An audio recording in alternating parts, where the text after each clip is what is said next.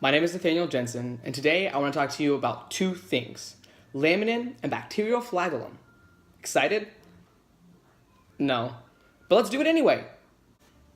Now, before we go any further, I just want to say if you're my professor, thanks, you're at the right video. If you're not, and you only found this video because you're on YouTube at 1 a.m. and you've been watching YouTube for like 4 hours and you're lost on the rabbit hole, you should probably go to bed. With that being said, thanks guys, and let's get into this. What is laminin? Well, laminin is a multifunctional protein. Still confused? I was too. Basically, what laminin does is a wide variety of things with cells, all the way from cell adhesion to cell morphology, cell growth, cell differentiation, all sorts of things with cells, how they interact with each other, all that fun stuff. But what does that mean? Look at it as a bioorganic goop/glue that keeps all living materials from falling apart. Well, most living materials. Why does it matter, though? You see, a few years ago, a preacher named Louis Giglio said this about laminin. He said that the cross-shaped resemblance of laminin, because it resembles a cross like this, worked in tandem with Colossians 1:17, which says, "He is before all things, and in him all things hold together." Giglio drew a connection between these two, saying Jesus holds all things together and laminin holds all living matter together. Obviously, they prove the same thing, which is God created heavens and the earth and Jesus is Lord. But is it?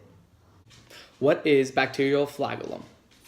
Well, bacterial flagellum is made up of 3 parts: a body, a hook, and a filament. And these 3 parts work in tandem to create a motor system. You see, you have the body, which is the actual motor, and this is normally embedded in a cell envelope.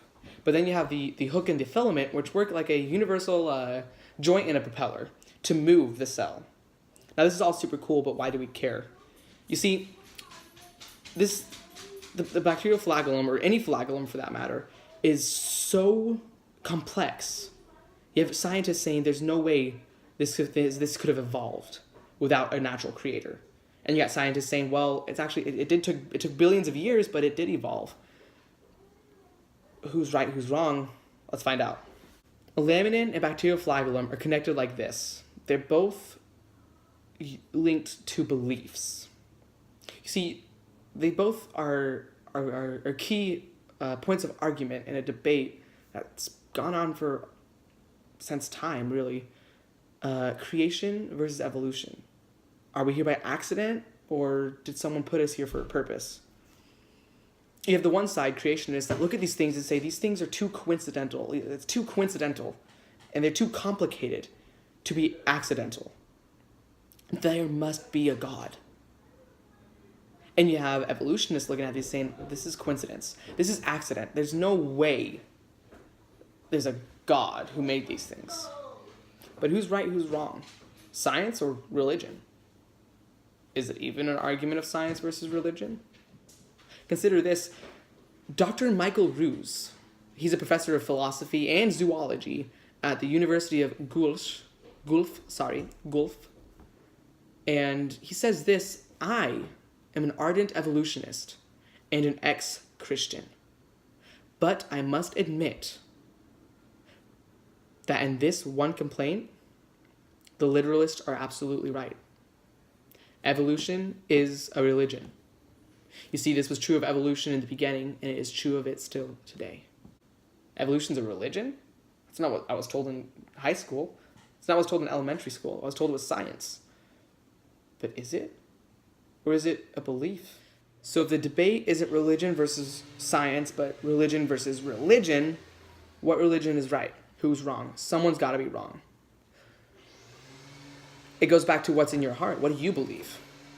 See, we will never be able to, in this lifetime, find hard scientific, infallible proof that laminin points to God, that bacterial flagellum can be evolved from nothing. We will never be able to actually prove that. We have to accept, to some degree, a belief. That's what I propose to you today. What do you believe? See, you're more than welcome to believe whichever side. I've looked at both of these. I've done research into both of them, and as a Christian, I've done this on a very large scale. I can't disprove, but I can't prove either. I've come to the conclusion of this: my faith doesn't rest in laminin, which kind of looks like a cross, or bacterial flagellum, which is kind of really complicated. My faith rests in Jesus and what he did on the cross. If your faith is based on things that are of this world and not of God, then how strong is your faith?